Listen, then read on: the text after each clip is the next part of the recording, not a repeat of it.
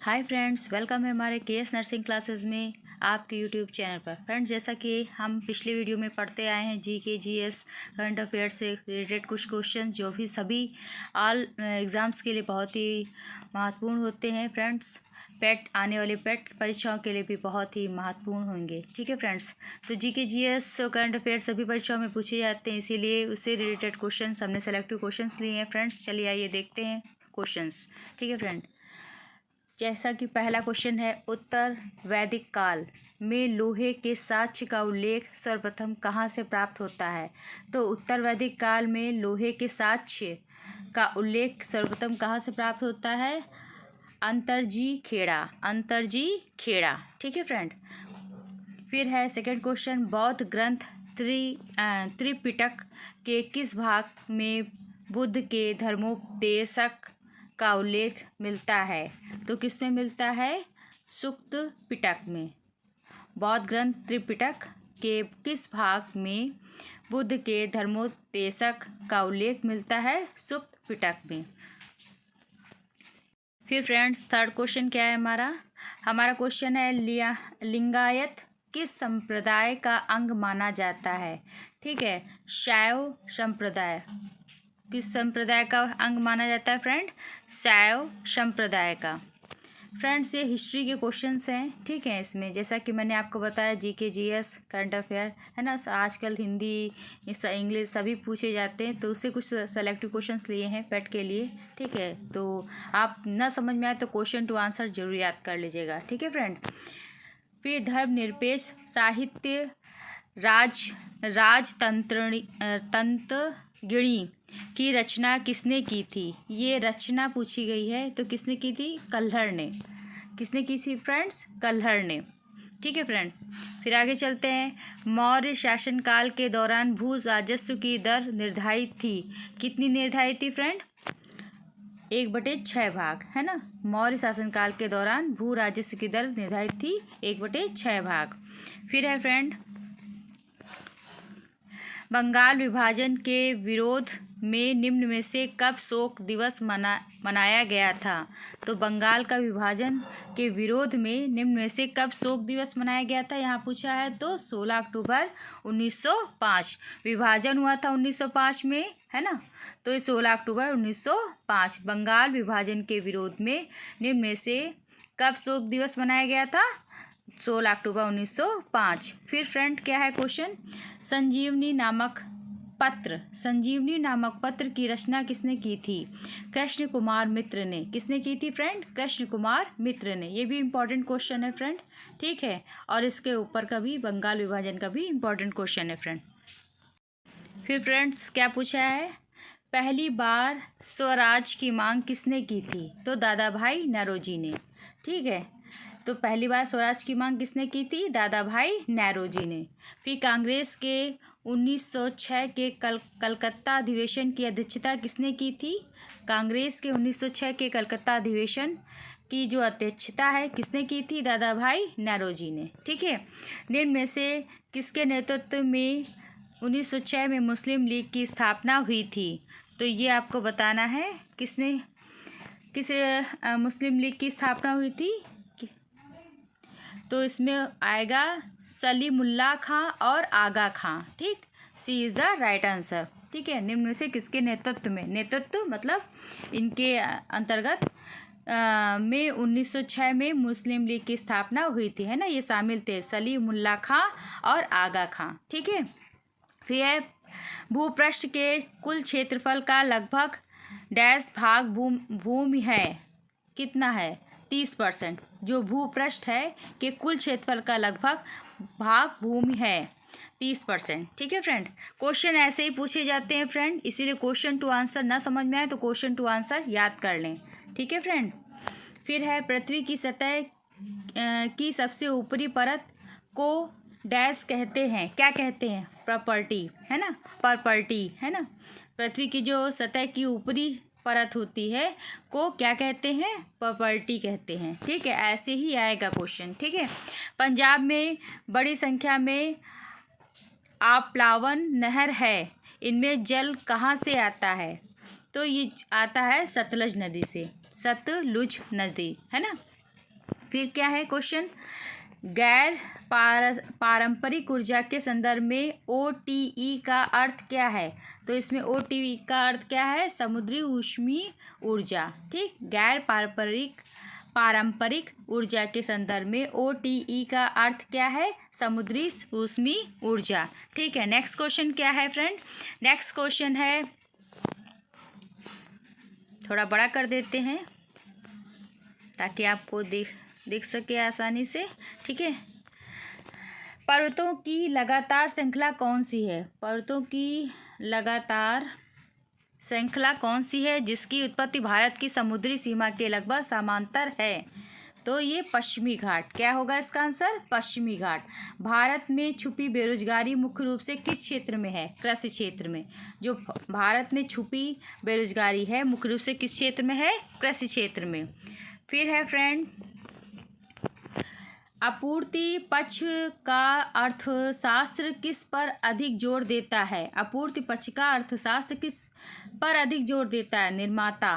ठीक, निर्माता इसका आंसर होगा। निम्नलिखित में से किस पुस्तक को समाजवाद की बाइबिल कहते हैं? ये भी इम्पोर्टेंट क्वेश्चन है फ्रेंड। ठीक है, निम्नलिखित में से किस पुस्तक को समाजवाद की बाइबिल कहते हैं? Das Kapital. किसको कहते हैं? दास कैपिटल को। ठीक है फ्रेंड, फिर क्या क्वेश्चन है? क्वेश्चन है, स्वर्ण जयंती शहरी रोजगार योजना SJSRY का मुख्य उद्देश्य किस प्रकार के रोजगार के अवसर उत्पन्न करता है? तो ये होगा शहरी क्षेत्रों में स्वरोजगार और मजदूरी रोजगार दोनों। ठीक है, जो स्वर्ण जयंती शहरी रोजगार योजना है वो का मुख्य उद्देश्य किस प्रकार के रोजगार के अवसर प्रदान करता है, उत्पन्न करता है? शहरी क्षेत्रों में स्वरोजगार और मजदूरी रोजगार दोनों। ठीक है फ्रेंड, आगे चलते हैं नेक्स्ट क्वेश्चन की ओर। नेक्स्ट क्वेश्चन क्या है? टैक्स आधार में वृद्धि के अनुरूप कर की दर बढ़ने को क्या कहते हैं? जो टैक्स है ना, टैक्स हम लोग कई सबको ही देता है, तो आधार में वृद्धि के अनुरूप कर की दर बढ़ने को क्या कहते हैं? प्रगतिशील कर। ठीक, फिर है नेक्स्ट क्वेश्चन। नेक्स्ट क्वेश्चन क्या है फ्रेंड? नेक्स्ट क्वेश्चन है, निम्नलिखित में से कौन सा न्यायिक आदेश उच्च न्यायालय या उच्चतम न्यायालय द्वारा किसी व्यक्ति को किसी सार्वजनिक कार्यालय पर अधिकार करने से रोकने के लिए जारी किया जाता है? तो उसको क्या कहते हैं? अधिकार परीक्षा। ठीक, क्वेश्चन ध्यान से पढ़ लीजिए, उसका आंसर भी ध्यान से पढ़ लीजिए। ठीक है, ताकि आप क्वेश्चन ऐसे ही आते हैं क्वेश्चन, ठीक है, इसीलिए आप उसको क्वेश्चन टू आंसर याद कर लीजिए। भारतीय संविधान में कितने मौलिक अधिकार उल्लेखित हैं? ये इंपॉर्टेंट क्वेश्चन है फ्रेंड। ठीक, क्या है? भारतीय संविधान में कितने मौलिक अधिकार उल्लेखित हैं? 6। ठीक है, फिर क्या है नेक्स्ट क्वेश्चन? नेक्स्ट क्वेश्चन है हमारा, भारत के राष्ट्रपति को उनके कार्यकाल की समाप्ति से पूर्व महाभियोग करने के लिए किसकी अनुशंसा अनिवार्य है? तो ये किसका होगा? संसद के दोनों सदन, लोकसभा और राज्यसभा। ठीक, 2 सदन होते हैं, लोकसभा और राज्यसभा। ठीक है फ्रेंड, आगे चलते हैं नेक्स्ट क्वेश्चन की ओर। हमारा नेक्स्ट क्वेश्चन है,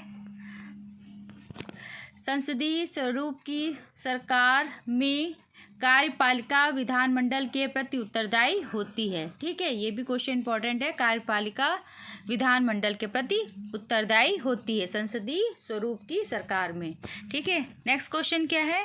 नेक्स्ट क्वेश्चन है हमारा, 1 मिनट पूरा दिख जाए क्वेश्चन। ठीक है, नेक्स्ट क्वेश्चन क्या है? भारत के राष्ट्रपति के संबंध में निम्नलिखित में से कौन सा कथन सही है? तो प्रत्येक आम चुनाव के पश्चात वह संसद के प्रथम सत्र को संबोधित करता है। ये सही है। ठीक है, राष्ट्रपति के संबंध में। ठीक है, ये कथन सत्य है। तो नेक्स्ट क्वेश्चन क्या है? हमारा नेक्स्ट क्वेश्चन है, पृथ्वी के पलायन वेग की अपेक्षा कम वेग पर एक मिसाइल को लॉन्च करने के लिए कुल ऊर्जा होनी चाहिए 0। पृथ्वी के पलायन की अपेक्षा कम वेग पर एक मिसाइल को लॉन्च करने के लिए कुल ऊर्जा कितनी होनी चाहिए? 0। और टेस्ला चुंबकीय डैश की इकाई है क्षेत्र की, है ना। ये भी इम्पोर्टेंट क्वेश्चन है। फिर है एल्यूमिनियम का अयस्क है बॉक्साइट, है ना। ये इम्पोर्टेंट क्वेश्चन है। नाभिकीय बल है,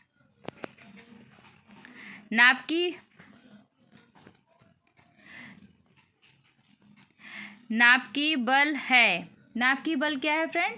लघु परासी आकर्षण बल। क्या है? लघु परासी आकर्षण बल।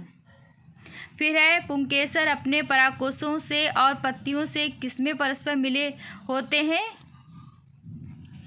यूफोबिएसिस। यूफोबिएसिस है ना। फिर है साइंस से रिलेटेड क्वेश्चन था, बॉटनी से।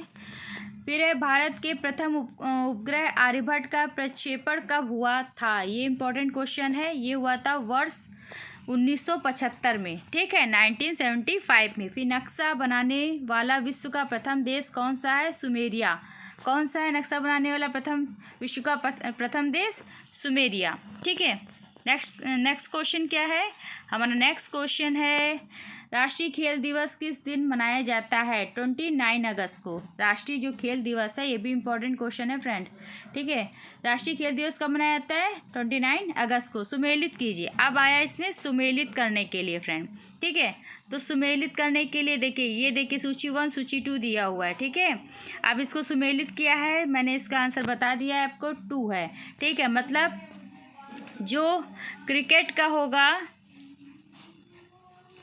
एक मिनट, ये ए का 2, ठीक है, रणजी होगा, और बी का 4 होगा, पुट होगा, गोल्फ का पुट, और सी का 3 होगा, सी का 3, हाँ ये होगा मोहन बागान फुटबॉल का, और डी का फर्स्ट होगा, है ना, ये देखिए पाठ।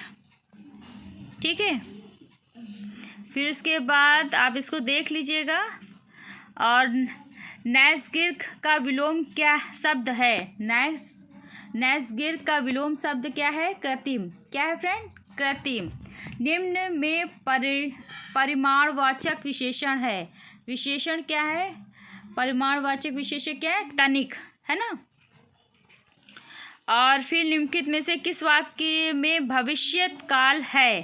शायद कल रवि आ जाए, मतलब इसमें उस शायद लगा हुआ है, भविष्य काल है तो शायद कल रवि आ जाए। ठीक, प्रेजेंट पास्ट फ्यूचर तो आपने पढ़ा ही होगा। ठीक है, और फिर उसके बाद है वागी शब्द का शुद्ध संधि विच्छेद। अब यहाँ वागी शब्द का संधि विच्छेद पूछा है।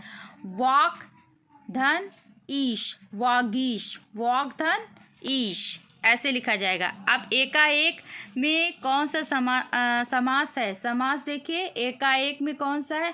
अव्ययभाव समास। ठीक है, यहाँ फ्रेंड हम डिटेल में नहीं बता सकते क्योंकि क्वेश्चन बहुत हैं। ठीक है, और समय कम है पेट के लिए। ठीक है, तो क्वेश्चन टू आंसर लेके चलते हैं और आप क्वेश्चन टू आंसर याद करने का प्रयास करें। ठीक है, एकाएक में कौन सा समास है? अव्ययभाव समास है। कौन सा भाव है? कौन सा समास है? अव्ययभाव समास, एकाएक, है ना। फिर इसके बाद है फ्रेंड आजाद बचपन की ओर नामक पुस्तक किस लेखक द्वारा लिखी गई? कैलाश सत्यार्थी। आजाद बचपन की ओर नामक पुस्तक किस लेखक द्वारा लिखी गई? तो किसके द्वारा? कैलाश सत्यार्थी द्वारा लिखी गई। जल चौगन पोलो, है ना, कि एक टीम में कितने खिलाड़ी होते हैं? 7। जल चौगन पोलो की एक टीम में कितने खिलाड़ी होते हैं? 7। पोलो खेल होता है फ्रेंड। ठीक है, फिर उसके बाद है मिलान कीजिए, खिलाड़ी और खेल दिया हुआ है ना। तो इसमें फर्स्ट का सी होगा। फर्स्ट का क्या होगा? सी। मिताली राज क्रिकेट से। ठीक है, और फिर इसके बाद 2 का ए पूनम रानी हॉकी से। ठीक है, और 3 का बी ललिता बाबर 3000 मीटर लंबी बाधा दौड़। ठीक है, फिर चलते हैं निम्नलिखित में से ब्लेड रनर के नाम से कौन जाना जाता है? तो कौन जाना जाता है? ऑस्कर कार्ल पिस्टोरियम, है ना, ये जाना जाता है। माउंट एवरेस्ट पर चढ़ने वाली प्रथम छिन्न अंग वाली भारतीय महिला कौन है? अरुणिमा सिन्हा। मतलब उसका मतलब जो वो हैंडीकैप होगी, है ना।